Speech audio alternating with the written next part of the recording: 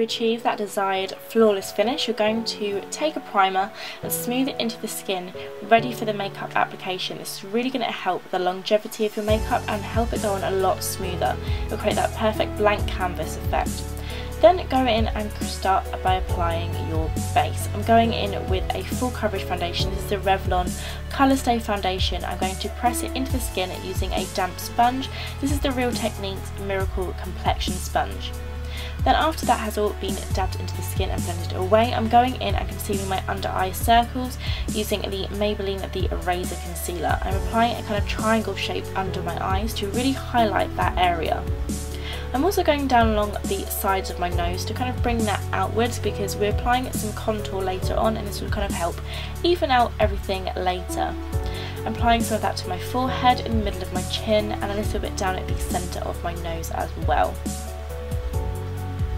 Then I'm going to do the same step as before with the foundation and just go back to that damp kind of makeup sponge and just press that into the skin.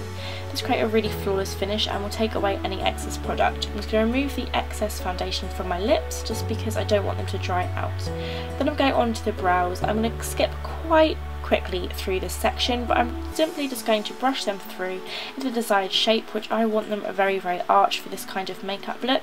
I'm going to fill them in using the Anastasia Beverly Hills Dip Brow Pomade in Chocolate in kind of short sweeping motions to imitate brow hairs. I'm just going to go through my brow, and then with any kind of rough patches I'm just going to conceal that using some concealer just to neaten it all up and make them look nice and defined.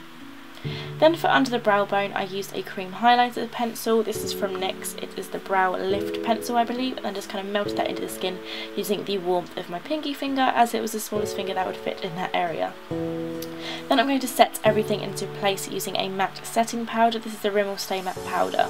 Then for the eyes I just primed them simply using the MAC Paisley Paint Pot, as it cancels out any discoloration in my eyes and helps to prime the lids. Then I took a shimmery lid colour and applied it to my lid and my brow bone. Just of any colour will literally just do. To be honest, you could use matte as well if you wanted to, but I just chose this shimmery one as I wanted to add a little extra something. Then you want to take a brown shade and buff this into the crease of your eye for some depth and dimension. Just blend this out as you wish and just keep blending and blending and blending and blending. It probably cuts out about 3 minutes worth of blending. Then once that's all blended out and looking beautiful, just smudge the same brown under the lower lash line, just softly using the pencil brush. I just feel like the eyes look a little bit empty almost without finishing this look, and it just adds something extra. Then for that wings liner, I'm getting quite good at wings liner recently because I've been doing the classic pin-up liner, which is what inspired me to create this tutorial, but for this purpose I decided to stick with my tape, and I will go off my tape soon, don't you worry. It's kind of a comfort blanket for me. But for anyone who's starting out in makeup or just kind of wanting to be a bit more experimental, if you will, tape is the best way to go, because you can really be as messy as you want, but you kind of get a feel for it as you keep practicing and practicing, but your makeup will just look amazing. So I applied my liner in a triangle shape in the outer corner, and I just met it in the middle, and I kept going back and forth using very small motions as I didn't want to make the line too thick. This was a gel liner, and then I went over the top of the edges using a very thin nibbed felt tip liner just to kind of neaten everything up. This one is from NYX, and I think it's the Super Skinny Eye Marker. And this almost makes it look like you've literally just drawn it on with the finest tipped kind of pen, but it hasn't really taken you that long. Then once you've taken off the tape and touched up your face makeup, curl your lashes and apply a generous coat of mascara to the top and bottom lashes. We're going to get glam, don't you worry. Once you've applied a generous coat of mascara, go ahead and add some falsies. I would opt for some falsies that are very wispy and fluttery looking, as I feel like this represents the kind of pin-up style a little bit more in my personal opinion. Don't forget, these looks are completely inspired. Obviously, if you want to create a very realistic look, then I would just probably Google a few things, and there's loads of really factual tutorials here on YouTube. Then I contoured my face slightly using the contour powder from the Anastasia Beverly Hills Contour Kit, just under my cheekbones, down the sides of my nose and my temples, and then highlighted under my eyes using the banana shade from the same palette and the tip of my chin. I also just sharpened up the contour just a little bit where it kind of just faded down, to sharpen that up, and then I took the shimmery shade from the same palette on the tops of my cheekbones for a subtle highlight. I didn't want to go too nuts and apply soft and gentle everywhere, because I still wanted it to be kind of pin-up inspired. I didn't have a lot of shimmer going on. Then for the lips, yep, the lips are the trademark of this look, obviously. Starting off by lining your lips with a red lip liner. This is going to prevent the lipstick from bleeding and just really help you get the nice defined lip shape, which is what we want to go for.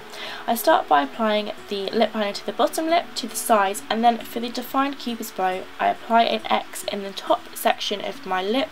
This will create a really easy stencil, if you will, to creating that perfect lip shade, and then you want to go and fill everything in using a lip liner, and just try not to put too much pressure on your lip liner, because for someone like me who's quite heavy-handed, this is what happens. I thought I'd leave this in because it did make me giggle, because I am very heavy-handed.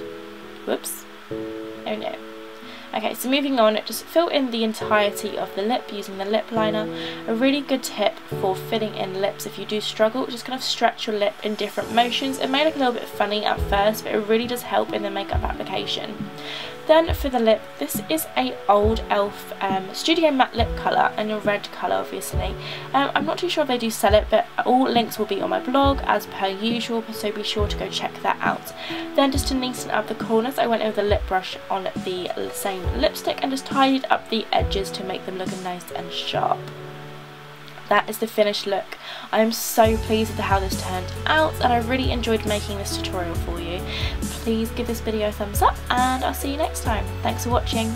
Bye.